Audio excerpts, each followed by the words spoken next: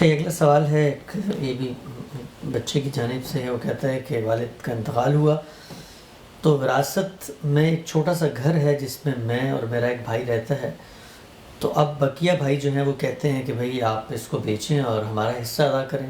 تو وہی کہتے ہیں کہ اگر ہم نے چھوٹے سے گھر کو بیچا تو ہم لوگ تو 2 فیملی سڑک پہ آ جائیں گی۔ تو وہ کہتے ہیں کہ ایسے سلسلے میں کیا نصیحت جو ہے وہ بڑے بھائیوں کو کی جائے گی؟ اور ویسے میں ایک جنرل سوال ہی پوچھوں گا، اس طرح کا سینیریو تو پیرنٹس کو کیا کرنا چاہیے کہ بچے پتہ ہے کمزور ہیں، ایک گھر میں رہ رہے ہیں اور رخصت ہو رہے ہیں، تو اس وقت وہ کیا معاملہ کریں؟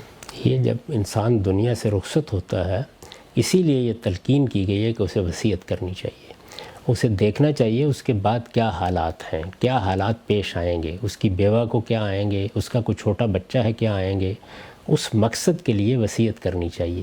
قرآن مجید کے پورے قانون میں بار بار توجہ دلائی گئی ہے، من بعد وصیت او دین، اگر قرض ہے تو اس کے بارے میں وصیت کرو، اگر کوئی وصیت تم نے کرنی ہے تو متعین طور پر بتاؤ وہ کیا ہے۔ تو یہ بڑا ضروری ہوتا ہے، ہمارے ہاں اس کو نظر انداز کر دیا جاتا ہے، اس کے بعد ایسی صورتحال پیدا ہو جاتی ہے۔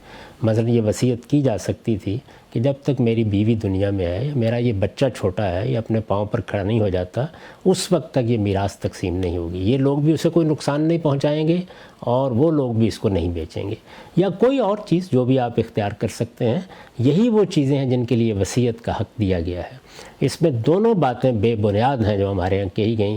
ایک یہ کہ وصیت صرف 1/3 تک محدود ہے، یہ کوئی قانونی تحدید نہیں ہے، یہ رسالت مآب صلی اللہ علیہ وسلم نے ایک تلقین فرمائی ہے تاکہ لوگوں کے حقوق تلف نہ ہوں۔ جو تلقین کی چیزیں ہیں وہ دین میں تلقین ہی کے مقام پر رہیں گی، جو چیزیں قانونی تحدید کی صورت رکھتی ہیں انہی کو اس طرح بیان کیا جائے گا۔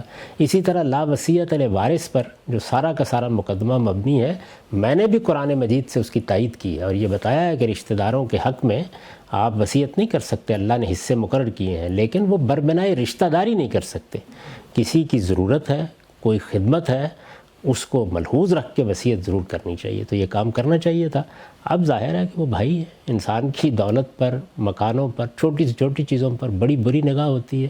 میں نے تو یہ دیکھا ہے کہ مرنے والے کا بھی کفن بھی میلا نہیں ہوتا اور لوگ بیٹھے ہوئے ہوتے ہیں کہ اس کی الماری کھولو اور اس کا صندوق کھولو اور اس کا تالا توڑو، دیکھو کیا کچھ چھوڑ کے گیا ہے، اور 10-10 روپے کے اوپر اور چھوٹی چھوٹی دیگچیوں کے اوپر بعض اوقات جھگڑے ہو رہے ہیں، میں نے خود چکائے ہیں بعض موقعوں کے اوپر۔ تو اس لیے یہ انسان کے ساتھ یہی معاملہ ہے، تو اس میں ہم کیا نصیحت کر سکتے ہیں؟ یہی کہہ سکتے ہیں کہ سب بھائی مل بیٹھیں اور بیٹھ کے جو صورتحال درپیش ہے اس کا حل نکالیں۔ چلیے اور کچھ نہیں تو یہ فیصلہ کر لیں کہ بھائی جب تک یہ لڑکا بڑا نہیں ہو جاتا اور جب تک یہ خاتون ہے، اس وقت تک گھر بیچنے کی بجائے ہم ان پر کوئی کرایہ عائد کر دیتے ہیں، وہ ادا کرتے رہیں تاکہ یہ بے گھر نہ ہو جائے۔